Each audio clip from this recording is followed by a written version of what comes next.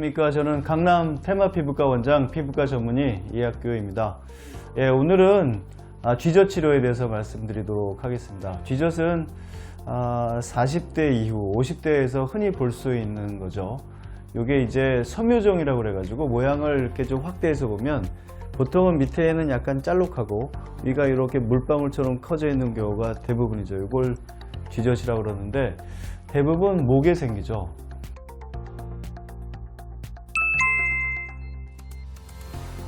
목에 생겨서 오셔가지고 이게 왜 생겼습니까 하고 대부분 다 물어보겠죠.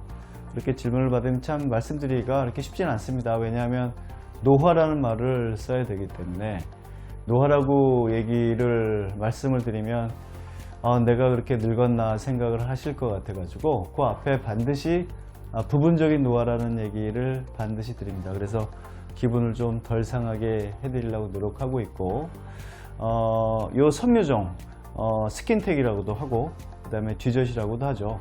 요게 목 주위에 많이 있는데 요 가슴에도 있는 경우가 있고 얼굴에도 좀 번져 있는 경우가 있죠.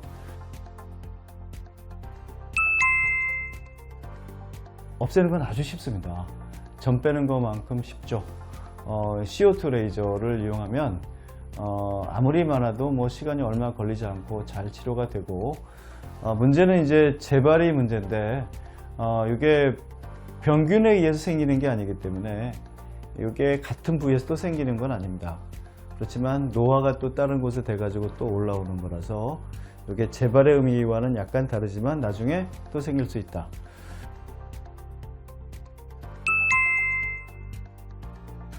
재발을 할 수 있는 비슷한 게 있죠. 이게 편평사마귀라는 게 있는데 아까 말씀드렸지만 물방울 모양으로 밑에가 약간 가는 게 쥐젖이라고 그러면 편평사마귀는 처음부터 위까지 그 넓이가 비슷합니다. 이렇게 오목해 돼 있지 않다는 거죠. 그걸 보면 좀 쉽게 우리가 구분이 가능한데 그것도 마찬가지로 목에도 생기고 얼굴에도 생기는데 얼굴에 생기는 경우가 이건 좀 더 많죠. 그렇지만 목에도 생길 수 있어서 일반인들이 구분하기는 쉽지는 않습니다. 그렇지만 치료는 비슷합니다. CO2 레이저로 양성 종양을 없애는 치료를 하시면 되겠고요.